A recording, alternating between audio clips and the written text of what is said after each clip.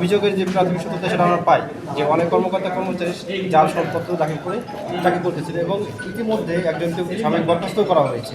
বেগমরোকেয়া university রংপুরে জাল সনদপত্র দাখিল করে কর্মকর্তা কর্মচারী চাকরি করতেছেন। এই অভিযোগের প্রেক্ষিতে কমিশনের নির্দেশক্রমে দুদক রংপুর থেকে টিম এখানে একটা অভিযান পরিচালনা করে অভিযোগের যে প্রাথমিক সত্যতা সেটা আমরা পাই যে অনেক কর্মকর্তা কর্মচারী জাল সনদপত্র দাখিল করে চাকরি করতেছিল এবং ইতিমধ্যে একজনকে সাময়িক বরখাস্ত করা হয়েছে। আমরা এই জাল সনদপত্রের বিষয়টা আমরা সনদপত্রগুলো সংগ্রহ করব এবং সংশ্লিষ্ট ডিপার্টমেন্টে ভেরিফাইড করার পরে আমরা রিপোর্ট লিখব। এখন জাল রেকর্ড যতক্ষণ পর্যন্ত আমরা রেকর্ডপত্র পাচ্ছি না ততক্ষণ পর্যন্ত আমরা একশো দিতে পারছি। আমরা রেকর্ডপত্রগুলো চেয়েছি, হয়তো আজকে পেয়ে যাবো। আজকে সিজ করা হয় না, কিছু রেকর্ডপত্র আমরা নিয়েছি যে তাকে সাময়িক বরখাস্ত করা হয়, সেটা নিয়েছি আমরা। এখানে আমরা যেটা পেয়েছি স্পেসিফিক কিছু বলা হয় নাই, কিন্তু বলা হয়েছে যে অনেক অনেক। আমি ইঞ্জিনিয়ারিং সবার রেকর্ডপত্র দেখতেছি, যা সাসপিসিয়াস মনে হচ্ছে তাদেরকে আমরা দেখতেছি।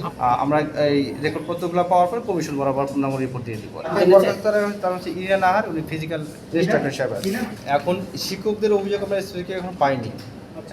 আপনাদের কাছে যদি থাকে এরকম আমাদের তথ্য দিতে পারেন, আমরা ইনকোয়ারি চালু করব।